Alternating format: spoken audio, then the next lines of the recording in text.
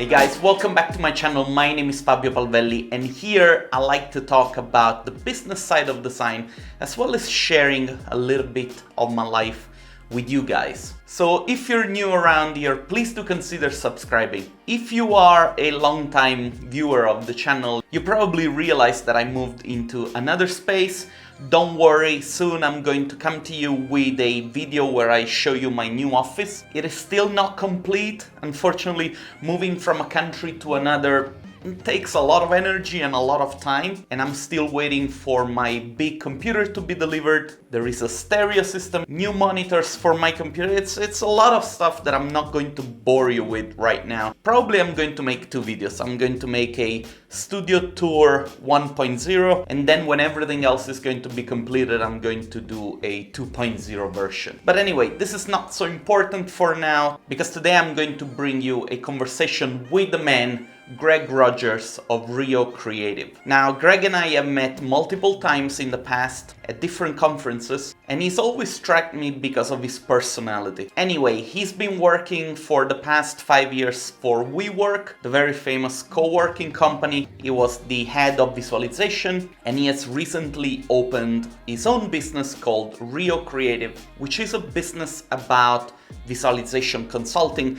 And to me, this is very exciting because in a sea of very talented people that are very good at making beautiful images, he himself is trying to do something different, and he's trying to leverage more than 10 years experience in the field of visualization to start something new.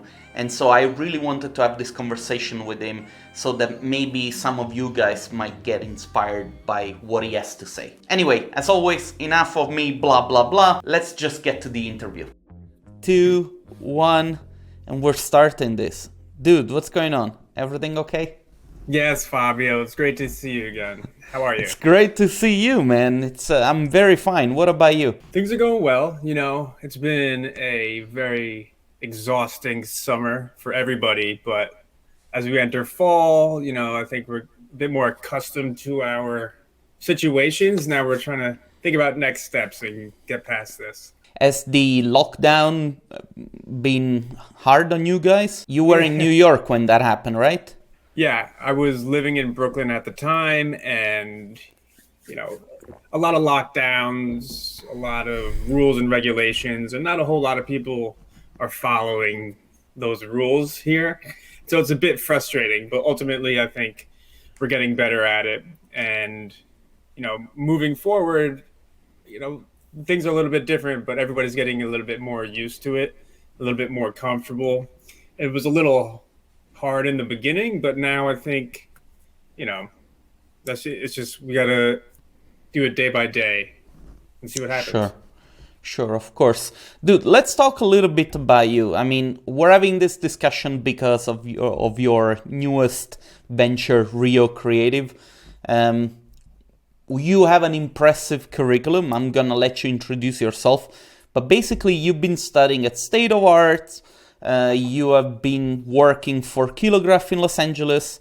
Then you were the head of visualization for WeDo. Now you're doing this thing on your own, which is actually, to me, it's very cool that you're doing that because of the fact that it's not the traditional business in architectural visualization. You're doing something that it's a little bit different, but I don't want to take too much away from you. Why don't you introduce yourself, and why don't you tell us why people should be listening to this conversation? I mean, you pretty much give me a pretty decent intro, but as far as who I am, I come from an interior design background. And when I was studying, I really latched on to creating the 3D renderings. And when I graduated, it was pretty difficult to find a job in interior design. So I kind of really just leveraged the 3D rendering side of things, switched up my resume, got a few jobs working at Peter Marino, then Kilograph, as you said, and then eventually the head of visualization at WeWork. And I was there for about 5 years, managing a team of about 16 artists, half in London and half in New York. And it was very exciting. And it was an absolute roller coaster of a ride. as some of the viewers might know, what WeWork went through in the last year and a half, it was a very difficult time. And as a company, we got through it. And over time, I kind of made the decision to leave WeWork, not for any negative reason. I have nothing but positive stories about the place. The artists that I worked with, the people in the company. It was perhaps the greatest job of my entire career. And then, I just made a decision to leave and explore other opportunities. And to be honest, I didn't know what those were. I think I just kind of left and I said, you know what? I'm the type of person that can always land on my feet, make things happen, reach out to people, reach out to all of the connections that I made through eWork, through State of Art, through the conferences, D2, Total Chaos. I said, you know what? I really want to kind of switch things up a bit. And that's kind of how I landed at Rio Creative Consultancy. Now, the concept that you've come up with, it's a very interesting one. And, let's address a little bit the huge elephant in the room. You're going to be one of the sponsors for the challenges.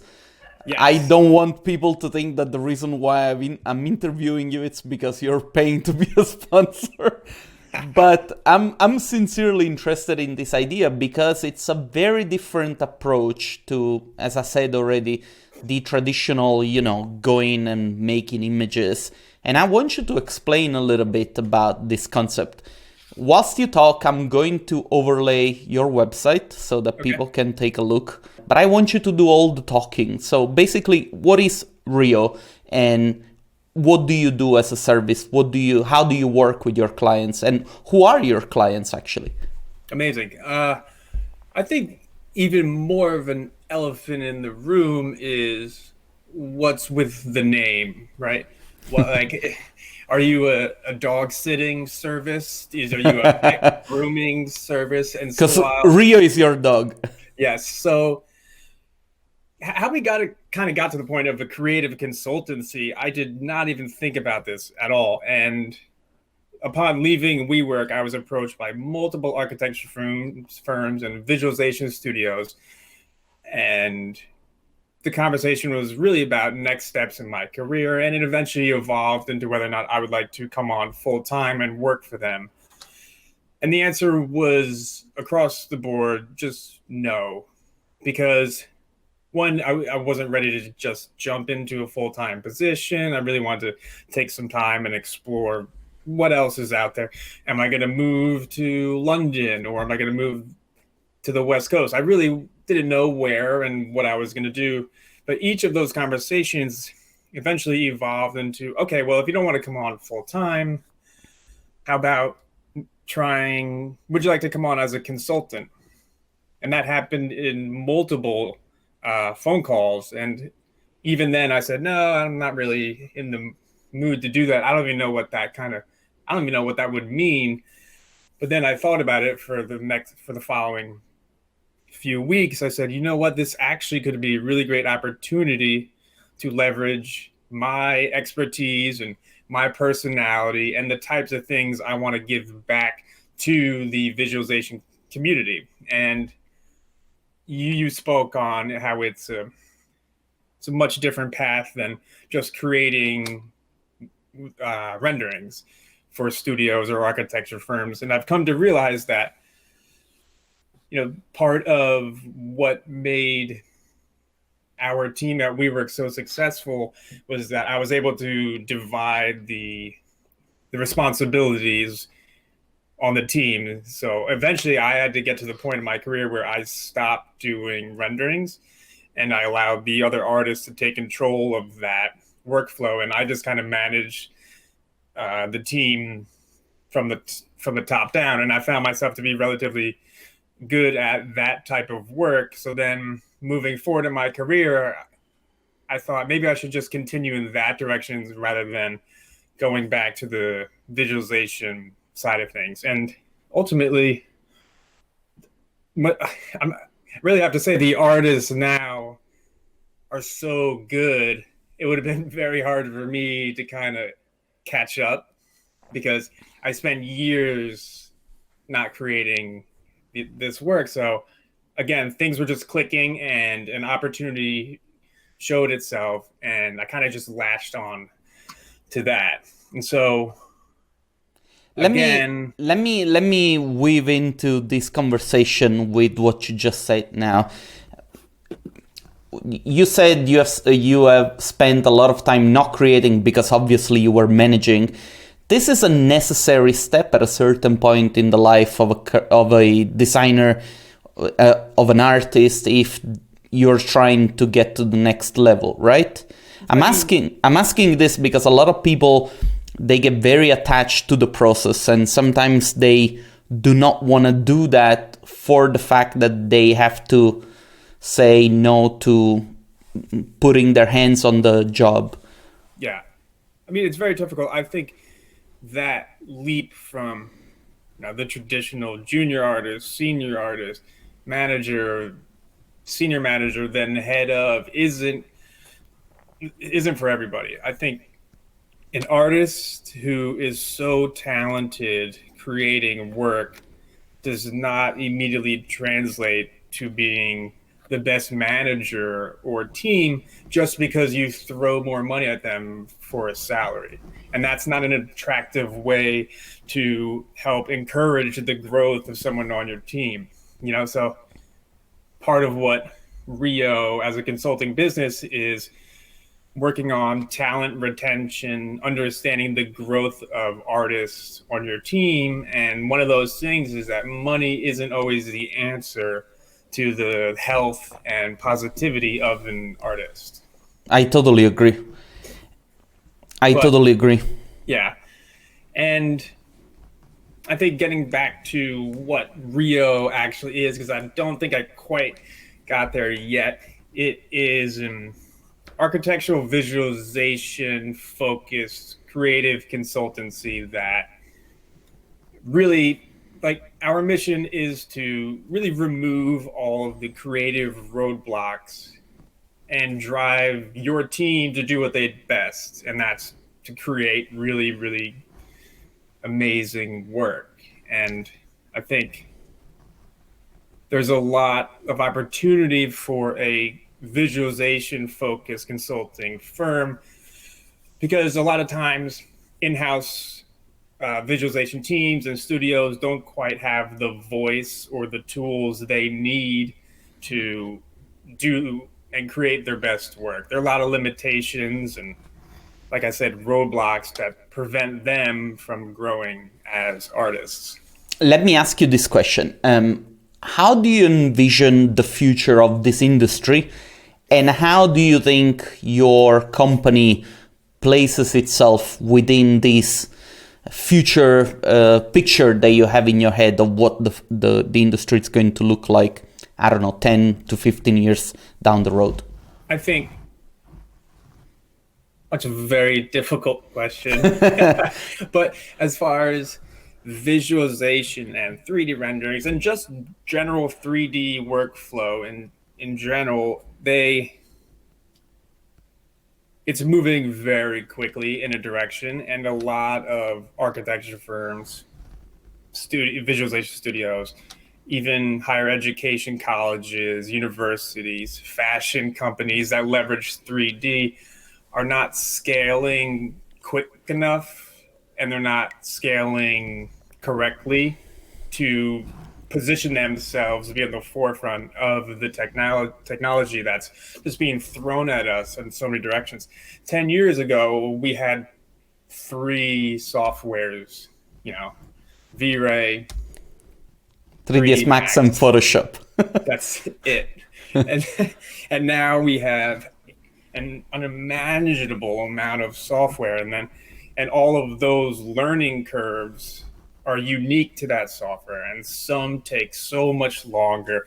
Yet all of those tools could potentially influence and help a company grow exponentially and be able to sell real estate, a product, automotive industries. And so I've noticed that a lot of firms and studios are kind of just falling behind a bit. And I think a lot of it is really understanding what software is out there and what software that they could really benefit from. And part of what Rio wants to help do is integrate software into existing workflows and pipelines, but doing so not just to do it, but do it correctly, do a full analysis of what software will work, what won't, and really understanding the costs associated with that.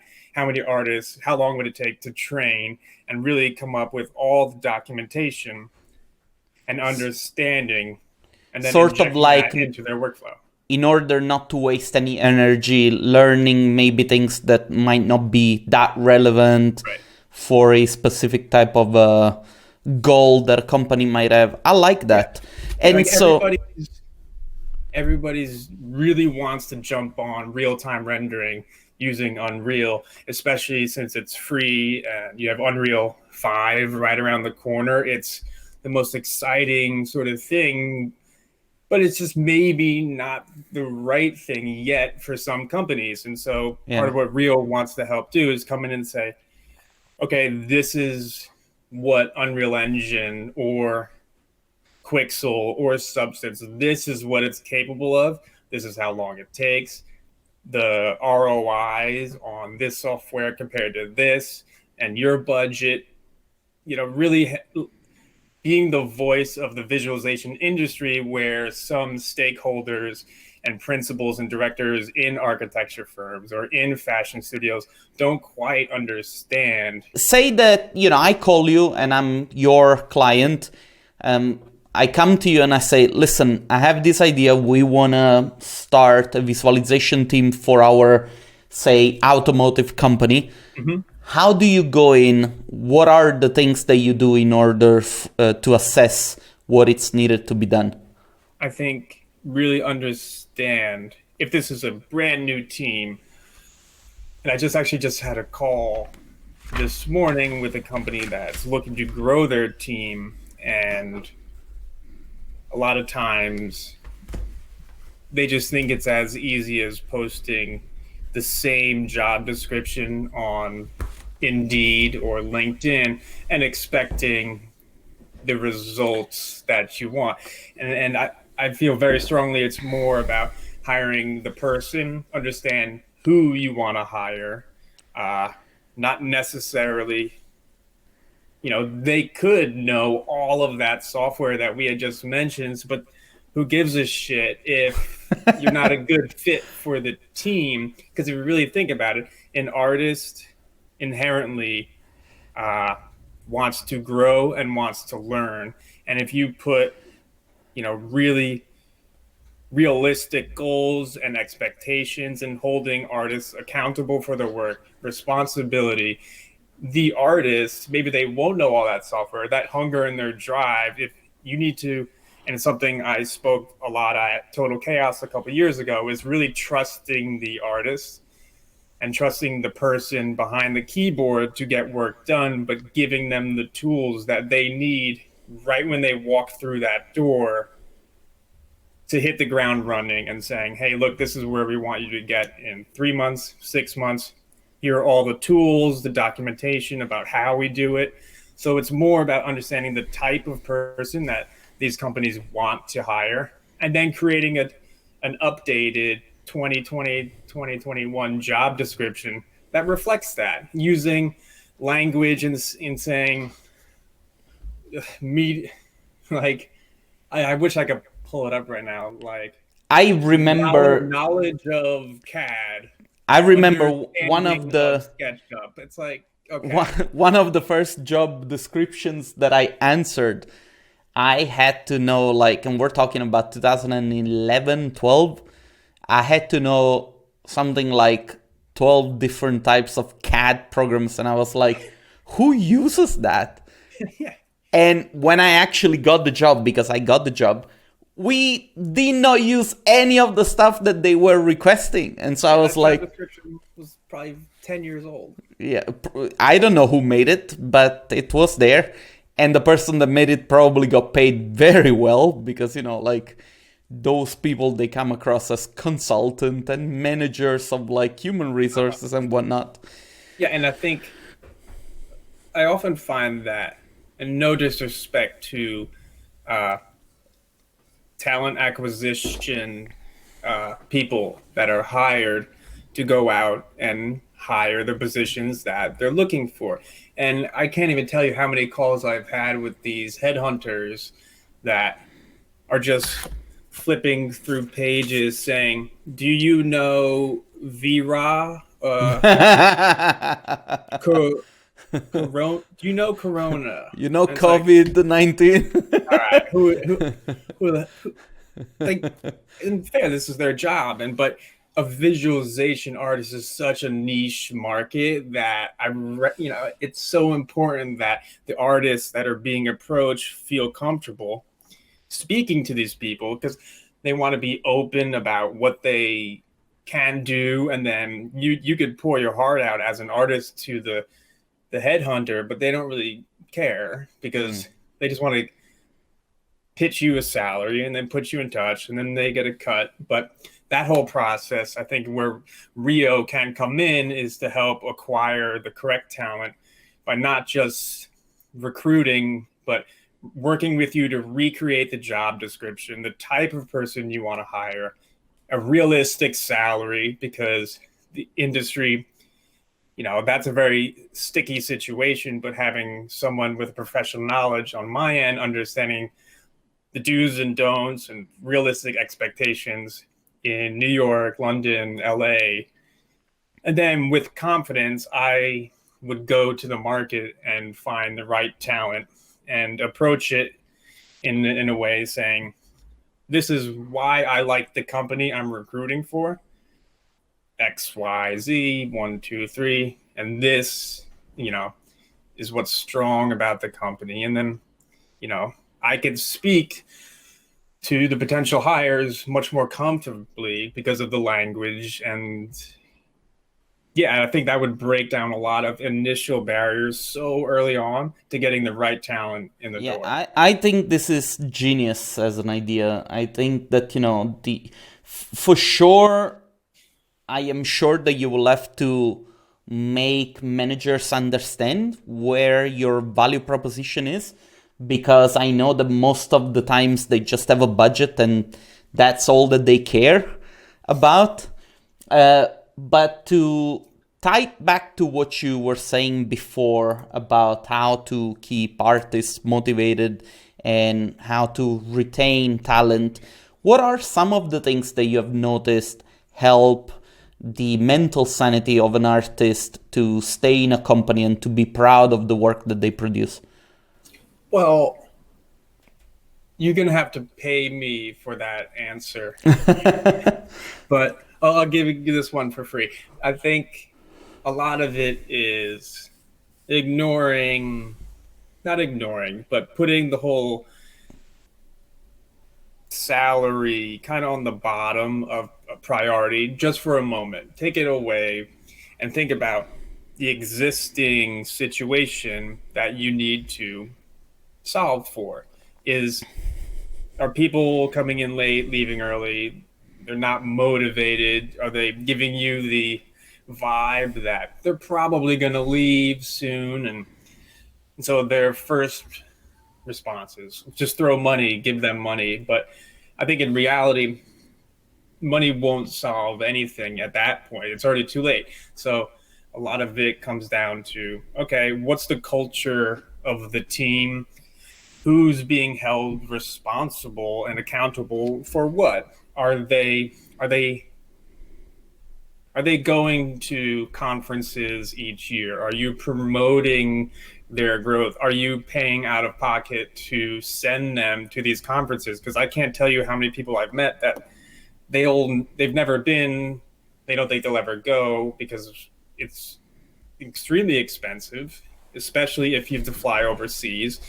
And managers and budgets and stakeholders will immediately shut that down because they don't understand the importance of it. But anybody that's been to D2 or been to State of Art or Total Chaos will say, it was the most influential trip of my entire career for endless amounts of reasons. So there's looking into that, or giving the artist a yearly budget to promote personal growth, where it's like a professional development fund. It could be any amount of money that fits the budget of the business. It could be $250 a year allowance for any. It's not, that doesn't mean you could go spend that on, personal stuff. It's more Yeah. like, okay, take one of the CGMA courses Yeah. online. Those are 6 to 8 week courses that are really intense, but you're learning something. Or you really want to buy this illustration book, this Hugh Ferris book that really will inspire you. And it might seem so little, but these things really help the internal energy and ethos of your team. And those are just a couple of things, but each company and business is so unique that the solve for talent retention and growth is different for each company. And a lot of that comes down to really understanding the communication breakdowns within a company. And that is one of the most frustrating aspects of working as a 3D artist, is when the communication from the beginning to the end of a project is so all over the place. You're always anxious, you're always kind of feeling behind, and you're being treated sometimes like shit, and you don't necessarily have a voice to say something about it. And Rio wants to help break down, understand where you're failing when it comes to communicating across the board. Do you think that requires also retraining of the management staff of companies? Because I can see a company like WeWork, and hopefully later on I can ask you also a few things about that experience that you had.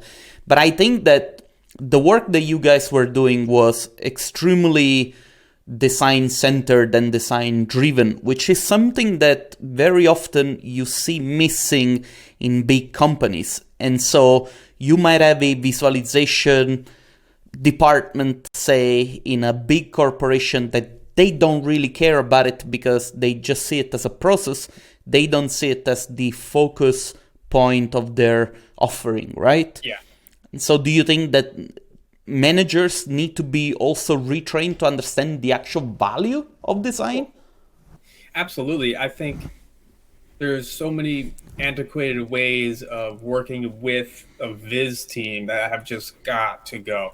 And I think it's really, if there's a new project and the visualization team doesn't hear about it until 3 months of its kickoff, and then they're just thrown this job and then told to schedule it in with the other jobs and the other deadlines, that's unfair. The architects and designers would never want to be treated that way. So why do we treat our visualization artists, who are essentially the face of your design? So why don't we think about how we work with them to not only excite them to be part of the team and create better work, but just give them more respect and bring them a seat at the table from the beginning every time. So therefore they can preemptively prepare for when it does reach that part of the project. And that right there is a way you show respect, and you optimize a workflow to benefit everybody across the board. It's the communication, and a lot of times it's the software that is being used or is not being used as limiting really cohesive communication system. Are companies still using emails? And sometimes that is the biggest limiting factor of a really optimized process is the use of email, which sounds kind of absurd, but it's the truth. Sometimes you just don't need to use an email at all, because then you have to wait for a response, and then there's certain things you can and cannot send via email, and it's just this really old school way. Of course, if you're dealing with a client, yes, but internal communication is not the same as external communication.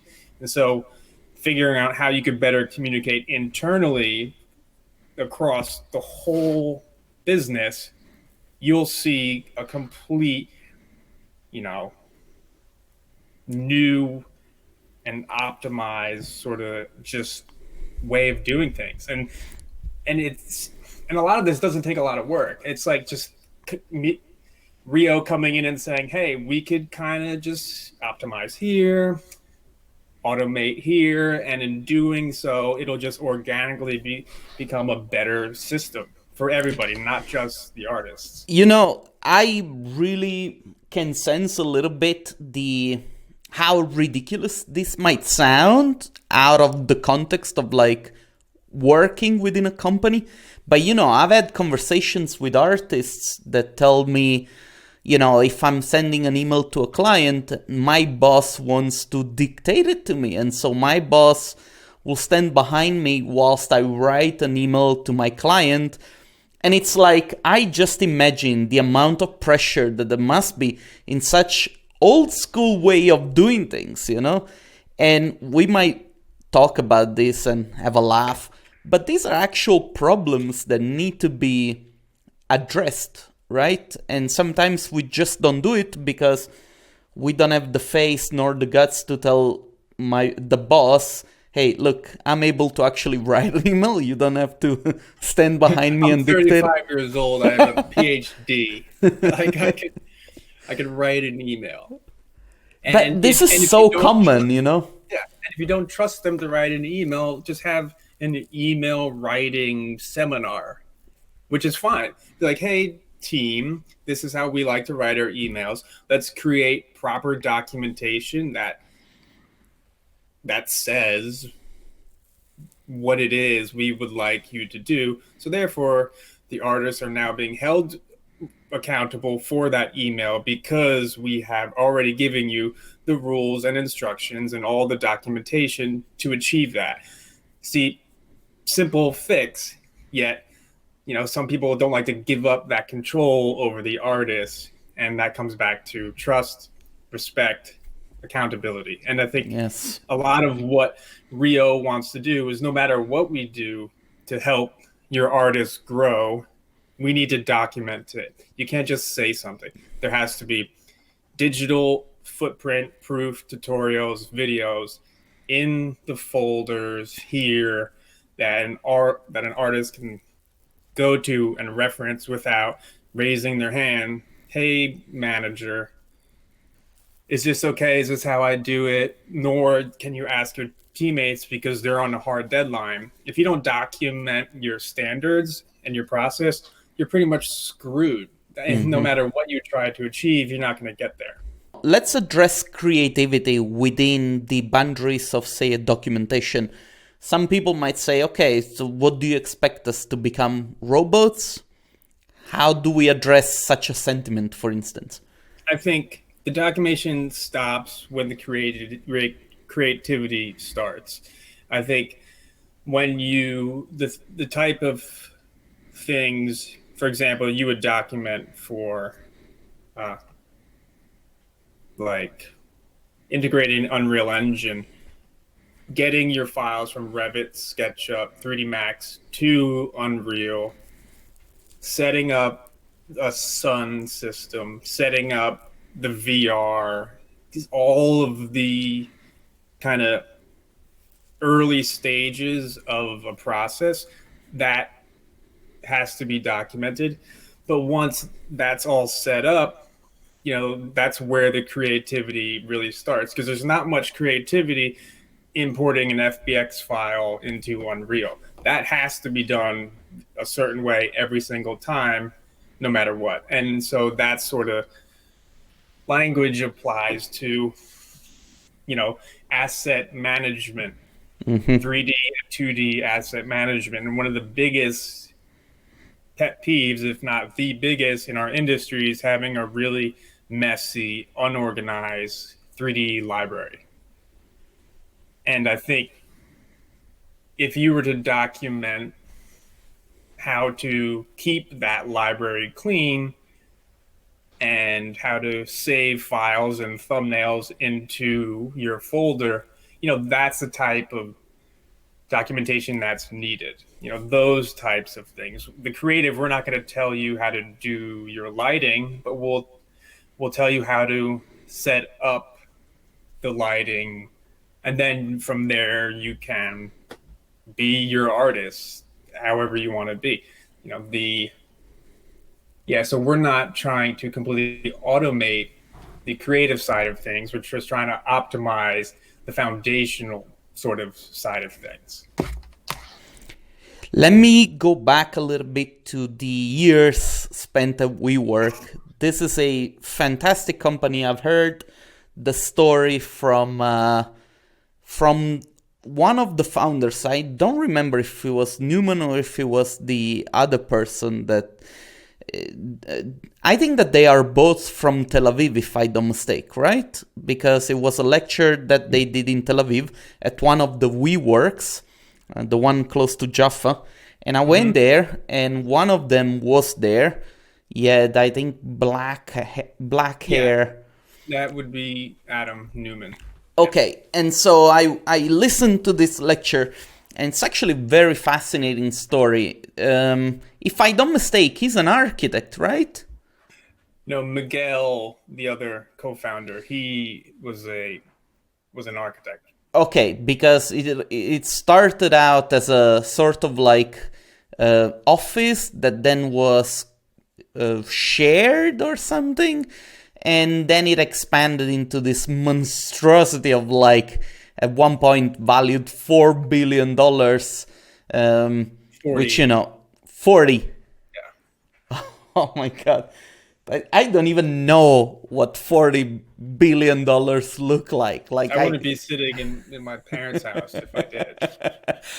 I cannot even imagine it, But anyway, are there some valuable lessons that you've learned working there? And, don't feel free not to limit yourself to sort of like the creative side of things. You can also, if there is something that you have learned at a human level or maybe entrepreneurial level that you can share with us.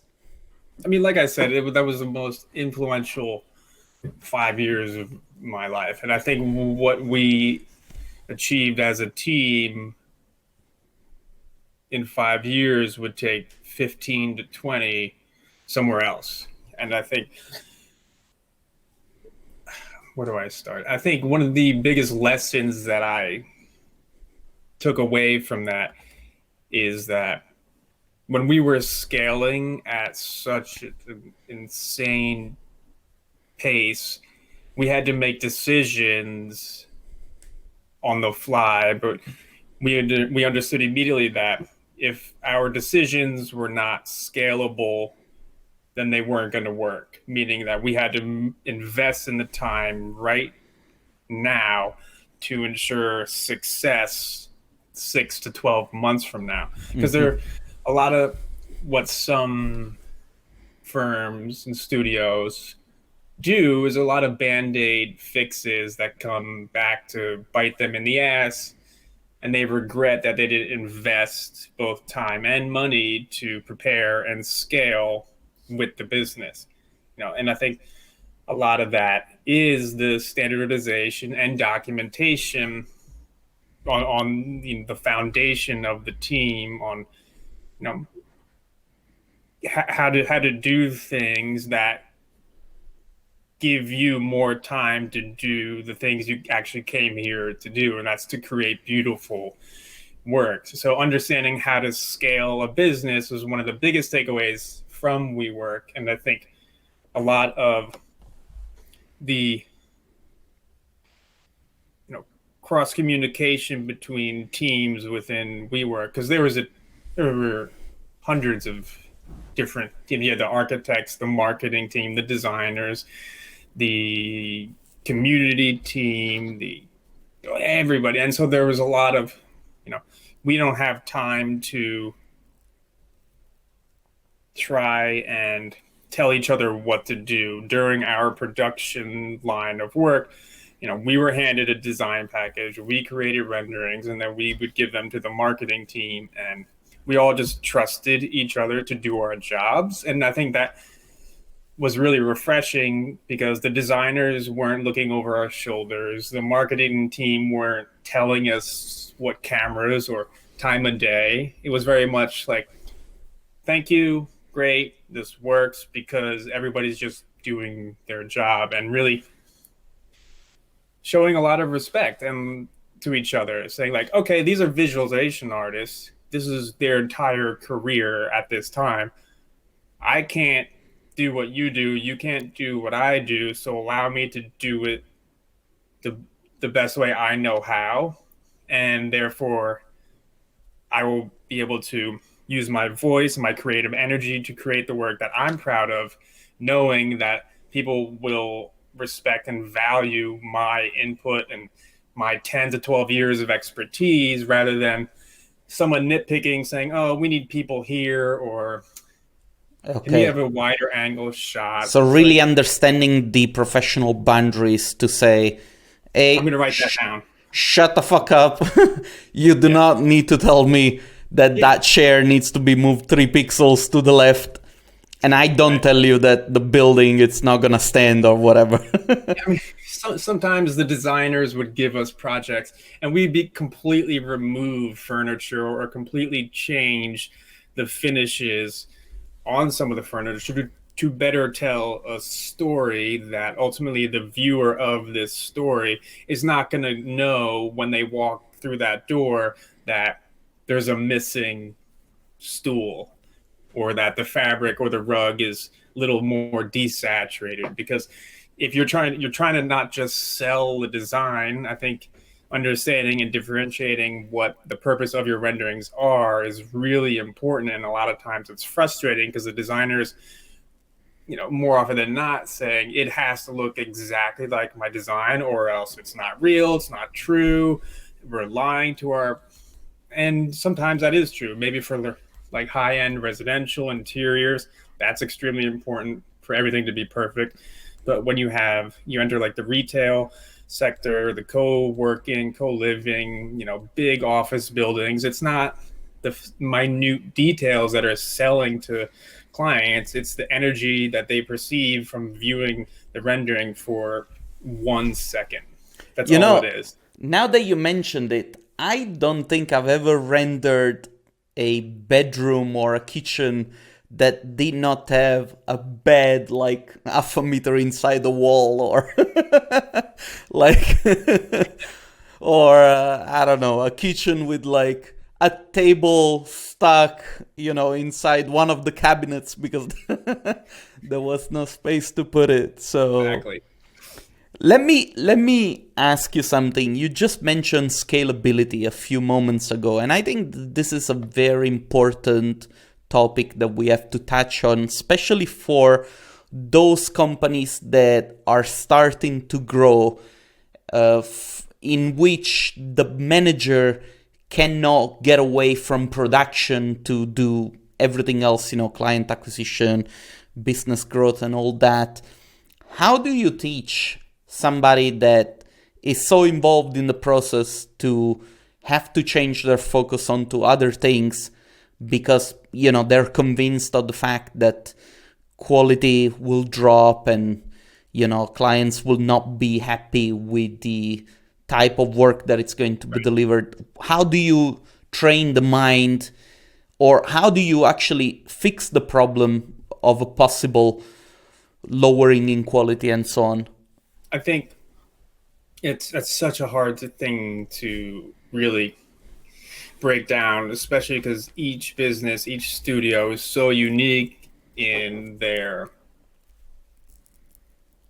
in their limitations financially or their need financially that some are more in control and comfortable with the situation, and some are not. So sometimes there are situations where people do have to triple down on the amount of work for a few months, and I completely understand, and that's fair, but it's not sustainable. I think generally having a very open and honest conversation about job responsibility and who is being held accountable for what. I think because it's very easy for managers and artists to really just blend together, which again is fine, but to scale and to keep talent, I think it's important to have a big roundtable discussion about roles and responsibilities and taking a step back and saying, okay, as a manager, I need to focus 70% of my time on new business and 10% on the creative direction, and that leaves 10% for something else. And then saying, okay, can we all agree that senior artists are being held responsible for this, and that? And I think everybody might already know these things, but it's really good for artists and from the intern level to the CEO or founder to all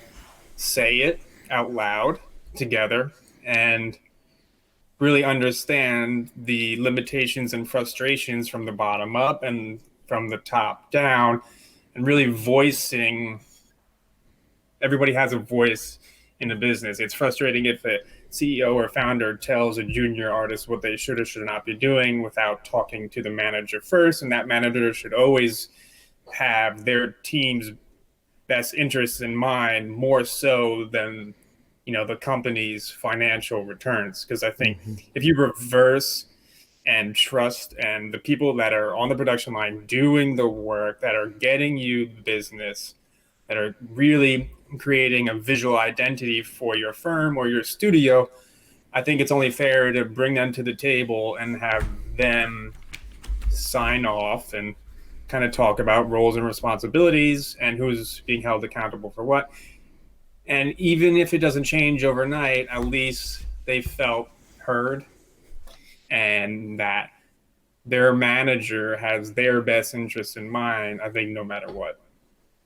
I think one thing it's always to try and put in perspective the fact that changes like this cannot happen from a day to another. Sometimes that transition can last years, and I've seen it with my own clients. It takes a little bit of time to move in that direction. But you have to think that no matter what, there are a lot of companies that do manage to scale, even if that means sacrificing quality, not in the way that an artist might see it.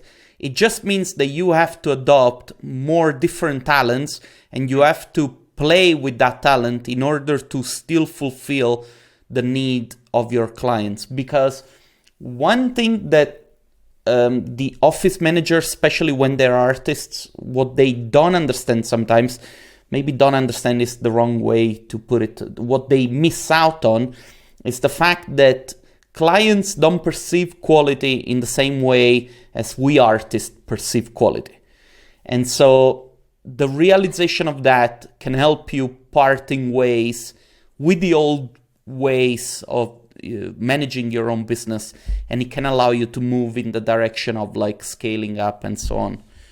But anyway, sorry that I just added that, but this is really where I have a little bit of expertise, working now for a while with my own clients. And I'm actually very excited that you're doing this because it's going to bring additional elements to the whole consulting business in ArchViz, because I think that in the future we're going to see a lot more corporations trying to embody offices of architecture visualization or visualization in general.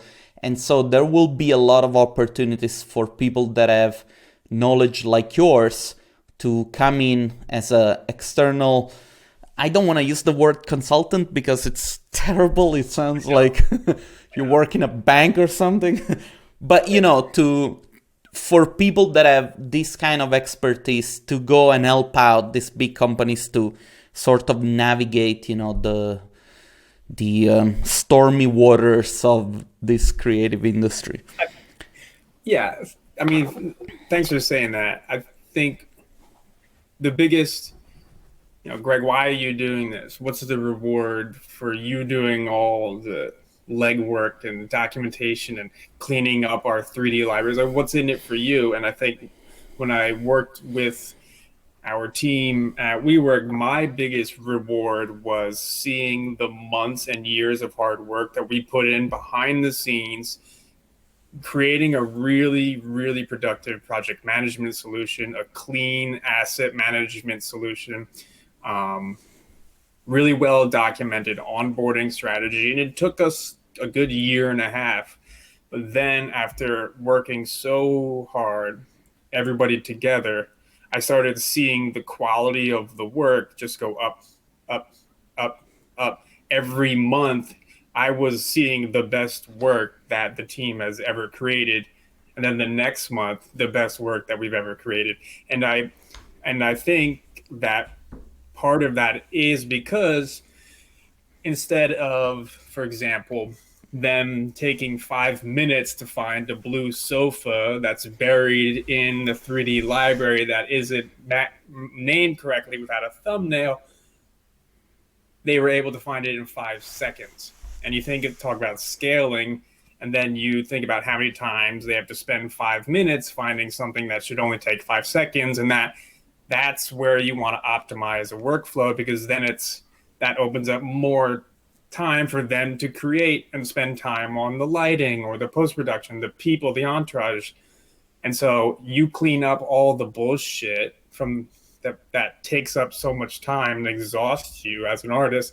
It opens up so much time, and then all of a sudden you give them more time to create. The work is only going to get better. And I think that was the most rewarding thing for me. So if I can go to a firm or a studio that needs help the same way that we needed help, and seeing their work get better because of the systems that Rio helped put in place, because I know that feeling, and like the artists that we worked with together, like I know that energy and that positivity that comes with all of the things that Rio is trying to help solve for.